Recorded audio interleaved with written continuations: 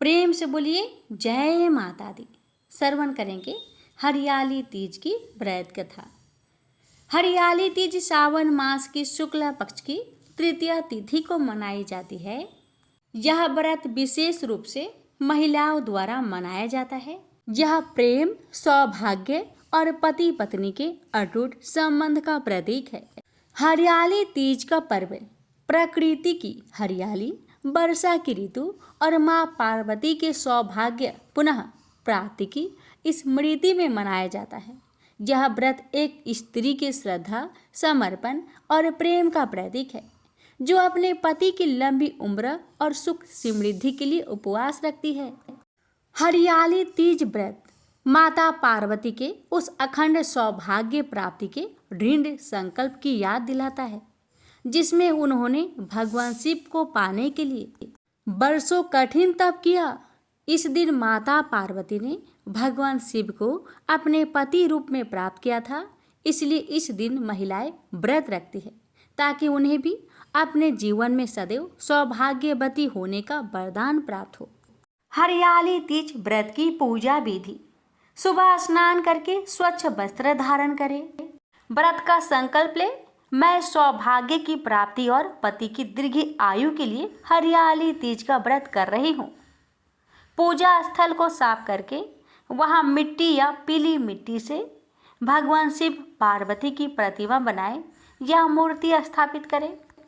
सुहाग की सभी वस्तुएं, मेहंदी, चूड़ी, बिंदी, सिंदूर, काजल, अलता, वस्त्र आदि माँ पार्वती को अर्पित करें। माँ पार्वती और भगवान शिव को पत्तों से बनी झूला झुलाए, गीत गाए और हरियाली का उत्सव मनाए। चंदन, फूल, धूप, दीप, नैवेद्य अर्पित करें। तीज माता की व्रत कथा श्रद्धा से सुने या सुनाए। दिन भर निराहार रहकर व्रत करें, यह निर्जला व्रत होता है। हरियाली तीज पारण की विधि। व्रत का पारण अगले दिन सुबह स्नान करके किया जाता है। पहले शिव और पार्वती माता का पूजन करें, फिर कथा का स्मरण कर भोग लगाए।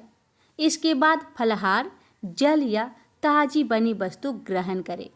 भक्तों, कुछ स्थानों पर पारण से पहले ब्राह्मण या सुहागिन स्त्रियों को भोजन और दक्षिणा देना भी परंपरा है। इस दिन महिलाएं नई चूड़ियां, हरे वस्त्र और मेहंदी लगाकर 16 श्रृंगार करती है। झूला झूलना, लोकगीत गाना और सुहागिन का मिलकर उत्सव मनाना भी इस दिन की परंपरा है। यह व्रत अखंड सौभाग्य की कामना से किया जाता है। हरियाली तीज व्रत कथा। पौराणिक कथाओं के अनुसार माता पार्वती भगवान शिव को पति के रूप में पाना चाहते थे और इसके लिए उन्होंने कई वर्षों तक कठोर तप किया।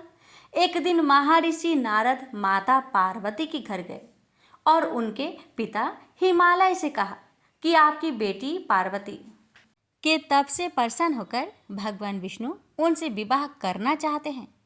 मैं भगवान विष्णु का यह प्रस्ताव लेकर यहाँ आया हूँ।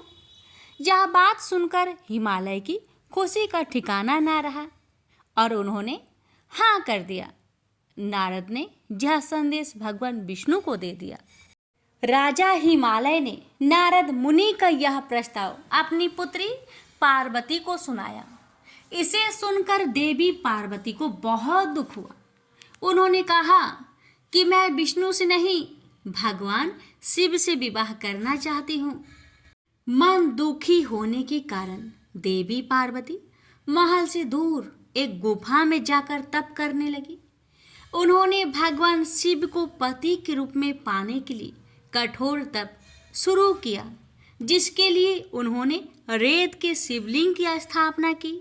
माँ पार्वती की कठोर तपस्या से भगवान शिव प्रसन्न हुए और उन्होंने माँ पार्वती को मनोकामना पूर्ण होने का वरदान दिया।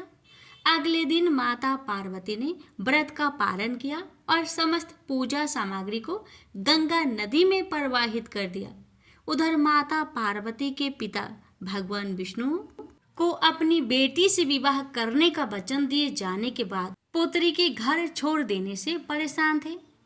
वह पार्वती को ढूंढते हुए उसी गुफा में पहुंच गए। माँ पार्वती ने ऐसा करने की पूरी वजह बताई और कहा कि भगवान शिव ने उन्हें वरदान दिया है। इस पर महाराज हिमालय ने भगवान विष्णु से माफी मांगी और कहा कि मेरी पुत्री की भगवान शिव से विवाह करने की इच्छा है। इसके बाद ही भगवान शंकर और माता पार्वती का विवाह हुआ था।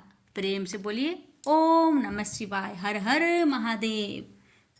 पार्वती माता की जय। जो भी श्रद्धा भक्ति से इस हरियाली तीज व्रत कथा को सुनते हैं, तीज माता उन सबकी मनोकामनाएं पूर्ण करती है। भगवान शिव और माता पार्वती का आशीर्वाद आप सभी पर सदा बनी रहे। कथा में यदि कोई त्रुटि रह गई हो तो माता हमें क्षमा करे। कथा में यदि कोई त्रुटि रह गई हो तो माता हमें क्षमा करे। जय माता पार्वती, जय हरियाली तीज। ओम नमः शिवाय, हर हर महादेव। उमापति शंकर भगवान की जय। आप सभी बहनों से हमारी निवेदन है, अगर कथा अच्छी लगी हो तो प्लीज़ वीडियो को एक शेयर अवश्य करें।